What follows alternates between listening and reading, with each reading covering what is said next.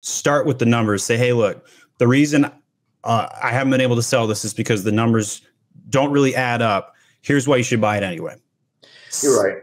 Selling on Amazon is not passive income, which is why you're here listening to me. My name is Stephen Pope, and I'm the founder of My Amazon Guide. In clips like you'll see today, we talk to Amazon sellers and ask them about the pains they experience. We offer solutions. We talk about PPC, SEO, design, and catalog troubleshooting. Enjoy. Hey, Stephen. That deal fell through. I know I mentioned somebody from your channel saw me. We talked about buying buying my company. Fell through. Did you document his objections? And you don't need to share them, but did you document them? It was this. I spoke with this lady. She was wonderful. We had a great conversation. And for her, I just don't think the numbers work. She's a current seller. She's doing really well. She's super smart. And it just didn't work for her. And I understand. And we had a nice conversation. And it was great. Everything's positive. So my IPI score just keeps plummeting. Q4, I got killed. I sold. So before we move off the deal, I just want to emphasize whatever objection that they had, you should really internalize and think about because you still want to sell. And the next person you talk to, what's the first thing you should do? Sell into that objection. I understand. The numbers are the numbers, though. She was so the next person you talk to, though, start with the numbers. Say, hey, look, the reason I haven't been able to sell this is because the numbers don't really add up. Here's why you should buy it anyway. You're right. That's a great point. I just think she did the numbers in terms of she didn't like the margins is really what it came down to. And I understand. And especially at this point, since there's no momentum, can't sell it for what I'd like to sell it for. Got it. Okay. So now that I've established that, I just thought that was a valuable tidbit. So now you've got overstock, 2,000 units, IPI under 297, which is very low. Awful. And that's preventing you. And you got restock limits as well. Now, here's the good news. I believe right around February 15th, the restock limits will go back up at no action taken by you. So you have some reprieve coming predictably. Logically, this happened last year as well. So that's why I predict it. I mean, I have 1968 units currently that they're showing. I have 1,000 limit. I feel until I, get rid of, I can't wait 2 months. I feel it's killing me. I think they're charging me so much for storage. I know that might go down. The other good news is January 1st, your storage costs are going to go down about, so they're going to go from whatever they are to a 30% of that, or give or take. I mean, I still can't send in my bestseller.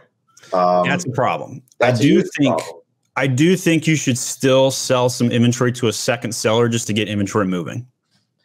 I don't even know how to do that. I know we spoke on it. Yeah. So my time's been taxed, so I didn't help you directly on this. But anybody listening, if you want to make a few dollars for a little bit of effort and you have a seller account, you're willing to sell on Matt's top seller, you can work it out with Matt. Matt, what's the best way to get in contact with you?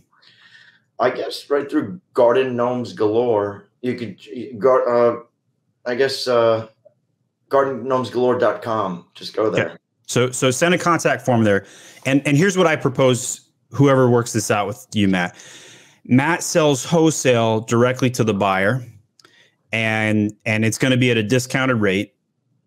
The buyer will then sell it on the ASIN and is going to buy a 45, 60-day supply. By then, you should be okay. So this is potentially a one-time deal. Now, it could become more than a one-time deal if problems aren't fixed, or if there are other reasons to maintain that. Maybe you wind down and go into a wholesale model, right? So anyway, could be worth $400 or $500 to somebody listening to this right now. If you're a US based seller and can help out and take a shipment into your FBA, these are units that will move in under 60 days. All right, so we got that idea on the table. Okay, I don't love that idea. I'm gonna be honest with you. You don't like it? No. Okay. Because it's a get on base idea. I know I'm more into the let me get rid of 1,000 units, liquidate, donate, something like that. Get on base idea. That's kind of where I'm tending. So the value of the two ideas we have floating right here, value of engaging a seller to sell on the platform and the liquidation move 1,000 units. they are probably of equal value. The minimal amount of effort that you'll have to do to move a few hundred units and make a deal will be far less, though, versus having to collectively make a deal and hours of conversation and financial sharing and whatever. Or on the other side, you call up a charity and you just say, "Hey, man, I got a floundering business. I'm in debt X number of dollars. I just want to make a donation. And can you help me?" Or, something along those lines. Now, the donation process, though, there's no direct write-off there. You've already spent the money. The money is the write-off, right? So you're not going to get additional value. That would just be like, okay, I'm done, right? And so for those that are listening, this is the first time you've heard Matt's story. He's in a position with his garden gnomes, and he's overstocked. Fees are high. And he's feeling the pressure. This is the real story of being an Amazon seller. And so Matt's like been grinding this for months, trying to figure out a path forward. He wants to succeed. He wants to be an entrepreneur, right? So one of the questions I have for you, Matt, is as you've gone through this discovery journey, the struggle, if you will, what has been the biggest zone of genius that you have succeeded in? Like, where do you feel like, man, I am one of the best people in the world at this one thing? Well, sure as hell ain't Amazon FBA. Well, okay, so maybe it's not the logistics part. We figured that out, yes. But like, what did you feel like you really succeeded at? Like, what was the most powerful? Like, you looked in the mirror and you're like, wow, I feel good about that. I mean, in terms of Amazon, because that is not my feather in my cap. In terms of the whole business apparatus as it relates to the gnomes process. So like, what part of the process did you do exceptionally well? I think my listings are done well. I think I also am smart because I find the right people, AKA my Amazon guy, Stephen Pope. Amazing. Thank you for that. I feel like at this point, I'm like, I'm ready, like I know that I'm stuck here. And I know if I had a new product or I did too many SKUs, we've talked about this. I think that's the issue. And also, I don't want, I appreciate and I like when people call, and I've had a few inquiries about my business, but it's a lot of talk and it's time consuming and most people aren't pulling the trigger. So that's why you say, I don't want to talk to 5 people who want my inventory. I'd just rather cut it. I've lost so much anyway. So that's how I feel. So I kind of want to know what to do. Like, if you think donate, I'll do it. Like, I don't want to get on the phone again. Like the lady who wanted to buy it, like she was super nice, but it's back and forth. Then we spoke for 2 hours and then she doesn't want to do it. And I respect that. That is a predictable outcome, right? You're going to have somewhere between 10 and 15 of those to execute. Possibly. So, right. So you and I were emailing back and forth. You were getting excited. And I said, let me know how it goes. I expected this exact outcome. Me too. I mean, it's just, it's the truth. All right. We could talk more on that, but I want to ask you about, I have 2 listings I closed because I think I'm out of stock on one of them. It was one of the SKUs that I just only, I wanted to get rid of. I have one SKU that has 0, yet there's 106 in reserve. What does that mean? Okay. So I'm going to answer that question. Before I do that, I want to close out the zone of genius conversation. Whatever you do next, so like the gnome situation is temporary, right? Like, you're going to have this solved in somewhere between 60 and 120 days, 100% confident. Okay. The decision point after you solve this problem, I think, is a really important pivot moment in the journey of an Amazon seller. And that's why I wanted to take an extra minute and emphasize this. Stick to your zone of genius, right? So you said 2 things. You said design, listing build, we'll call that a marketing part. So you're good at the marketing.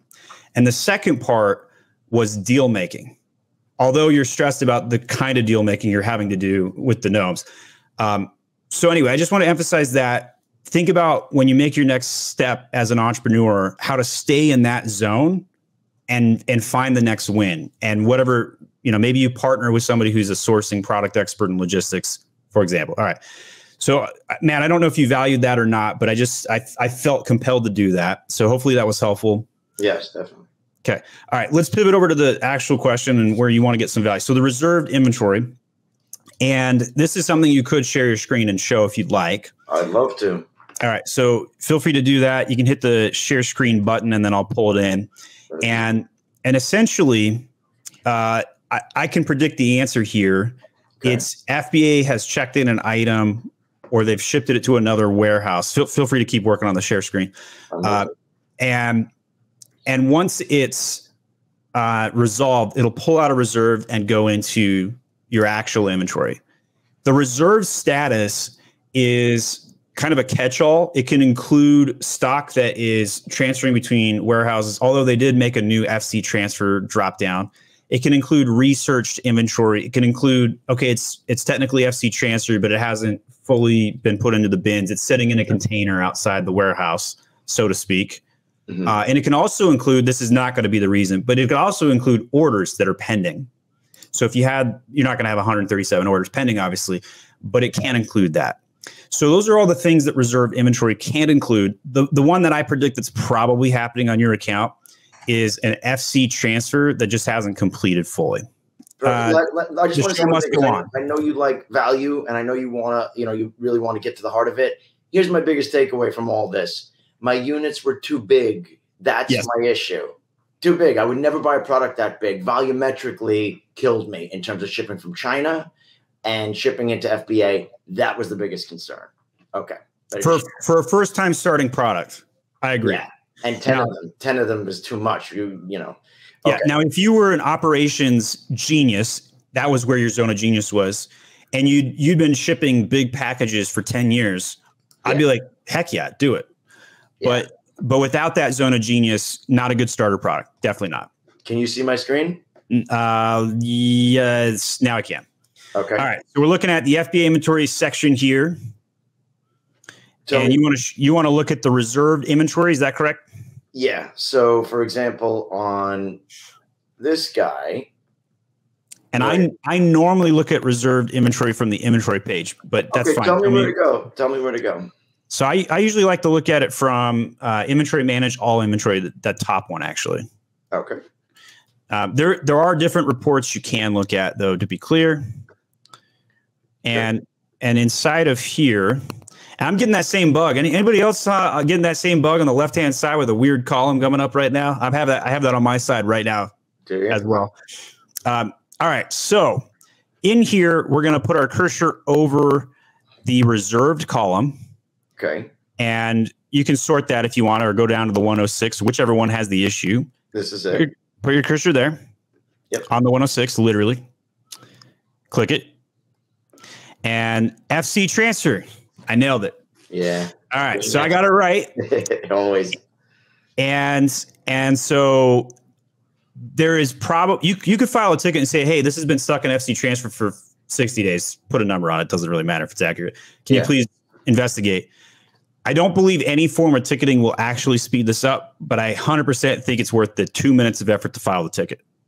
File a ticket and say that these 94 units have been stuck in FC transfer. Make up a date, say for 60 days or whatever. Yeah. Can you please investigate?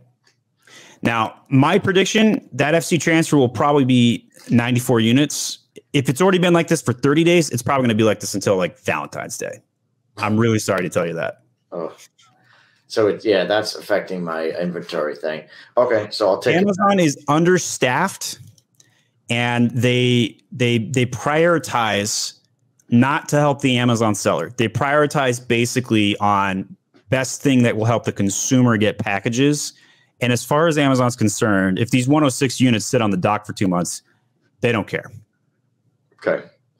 So sorry for so much. Matt, you have been like the champion on the podcast of Bad News Bears, and you have taken Mike Tyson punches to the face left and right. God bless you. And you are a glutton for punishment. You're also looking for a doctor to cure your pain, and I think you will eventually find it. I appreciate all your help, and thank you. You're the best. I don't know what else to say. Well, I appreciate your addiction to our channel and our content and being a customer. I wish I could have helped you more, But I think a year from now, when you look back, you'll say, yeah, man, I took a couple of Mike Tyson punches to the face, but now I'm good. And you're going to stick to your zone of genius, and it's going to work out in the end. So, Matt, thanks for coming back for part 2. We'll see you around. Thank you, Stephen. Bye-bye. Slam that like and subscribe button and join me every Thursday, noon Eastern Standard Time, where you can watch Amazon sellers come on camera and ask me literally any question live. We'll see you then.